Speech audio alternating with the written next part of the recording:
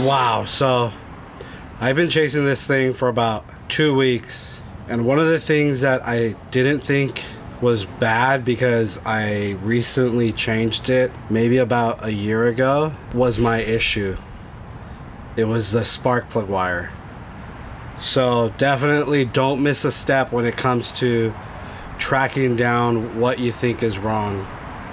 It was definitely the last thing on my list, but obviously I wouldn't have wasted all this time trying to figure everything out if I would have got that first.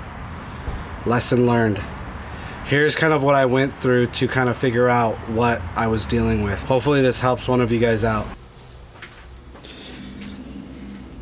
What's up, guys? Welcome back to my channel. My name is Edward, and on Instagram I go by Trail Ready Forerunner.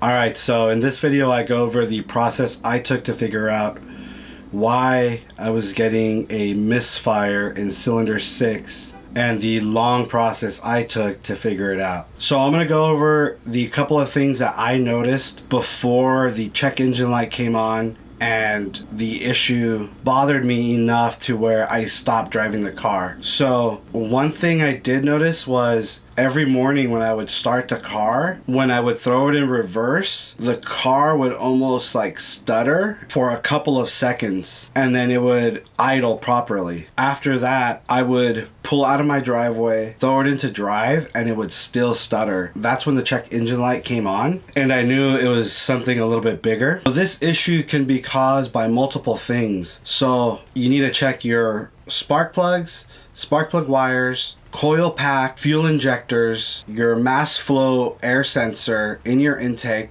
PCV valve, head gasket, and a crack in your head. And I believe there's one more, but I can't remember off the top of my head. I started a process of elimination. So I wanted to make sure it wasn't my spark plugs or the coil pack. I swapped 2 of the spark plugs and 2 of the coil packs to see if the air would follow the spark plug or the coil pack depending on where I put it. And so I did that, everything came back, and it was still cylinder 6 misfire. So then I knew it wasn't my spark plugs, I knew it wasn't the coil packs. Then I went on to asking more questions online, and this could be super dangerous because people are kind of just spitballing ideas. I apologize for the audio. I'm trying to shoot this in the garage and it's raining here in SoCal, so man, damn delivery truck now.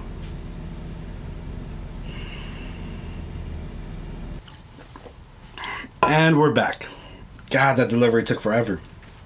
Alright, so what I did to troubleshoot this problem was I knew that I have already changed out the mass flow air sensor not too long ago. My spark plug wires and my spark plugs. I went ahead and went with the next step, which was I cleaned out my mass flow air sensor just in case, and then I cleaned out my PCV valve. It did have a little crack in the grommet that goes under it, so I ordered that piece to come in. So my next guess was the fuel injectors. So to do that job, you need to take off the whole top part of the manifold off. And so I had to order all new seals for the upper and lower manifold, as well as the gasket between the manifold and the throttle body. So if you guys are ever doing service to your fuel injectors, and it doesn't matter which car it is, they'll do any style fuel injector, definitely check out Motor West Performance. They also have some rebuilt ones that they sell there, and you can upgrade to plastic fuel injectors. And normally the 98 comes with half metal, half plastic, and 99 and above, I believe, have all plastic fuel injectors. So if you want to upgrade your 98 to all plastic, you can go through them. I don't remember the price, but it wasn't that much more expensive to upgrade. So I went ahead and serviced my original Toyota ones, got them back, installed everything, put all the new seals in, started it up, and it sounded really good, but there was still a slight misfire. You can feel a random abnormal vibration in the engine, and so right away I I knew that wasn't the issue. So I went ahead and test drove it, and what happens is when you step on the gas, the engine picks up and it'll start vibrating and shaking, and you'll lose power, but you'll still feel the car trying to go, and then it'll pick up again. So my next step was to do a compression test to the engine, thinking that I had either had a blown head gasket or a crack in the head. So went to AutoZone, picked up the compression tester, which looks like this, and then this is what's in the box, and you use this gauge to this hose. And for our vehicle, the Toyota, you would need, oh, wrong side. You need to put this on because it matches our spark plug threads. It's super simple. If you haven't done it, it's very simple to do. You take off all your spark plugs, screw in the hose to one of the spark plugs, and in our vehicle, you can step on the gas, which will open the throttle body and stop any gas from shooting into the cylinders. So you step on the gas and then have somebody turn the ignition. And once you put the gauge on the hose, you just sit it down and read the pressure. So when they step on the gas, they'll turn the key and they'll keep cranking, and you'll see the needle go up and build pressure. Once it stops moving, have them stop, and it should be around 5 times. After that, you look at your gauge and you take your reading, and you do that for all 6 cylinders. So I went ahead, did that, and I found a low pressure on cylinder 3, which Toyota recommends 127 as a minimum. And I noticed one of my cylinder number 3 was at 120. So I got super nervous, thinking that I had a blown cylinder, and somehow that cylinder was creating an issue with the coil that wasn't sending it to 6 or something. So started doing more research, and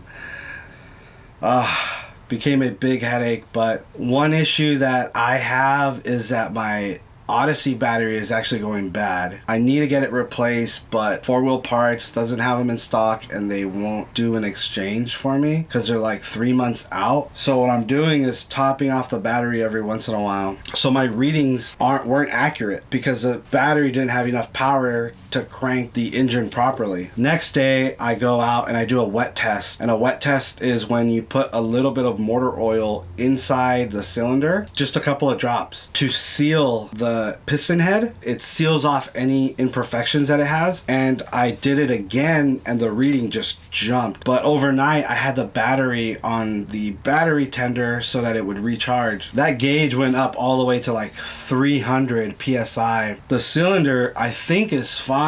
I still haven't done a wet test to all the cylinders. That's my next step I'm probably going to do after this video, to double check that I do have good pressure in all my cylinders. Back when I ordered the seals for the manifold, I also ordered spark plug wires just in case. Finally, they came in yesterday. I ended up going with the Denson spark plug wires, and I'll put the part number down below. But the factory ones, I believe, come from this manufacturer. So I wanted to go ahead and use this company for all the parts that I ordered. So it took forever, but they finally came in, and I had all my spark plugs out and coils, and I was just like, you know what, I'm just gonna throw everything back together, put in the new spark plug wires, and see what happens. And all of this could have been prevented if I would have ordered some of these earlier. Oh, dang it. Oh well. I don't remember where I got these from. Probably like Amazon or something. I don't know. But I'm glad I got the truck running again. Hopefully this video helps. I know I was pretty lost when it came down to try to figuring things out. And so hopefully you can go through this if you're going through this process, you'll, go through the steps to figure out what your issue is. I had a lot of people DM me asking me like, hey, when you figure this out, let me know what it is. I'm having the same issue. It's cylinder 6, blah, blah, blah. So if you haven't changed your spark plug wires, definitely do so. and then do the test where you swap out the spark plugs and coils just to make sure those two aren't the issue either. But yeah, I got it fixed. Alright guys, well that's it for this one. Hope this video helps. Like the video, subscribe if you're not already, and hit that bell so you're notified the next time I upload a video. I'll see you on the next one, guys. Peace out.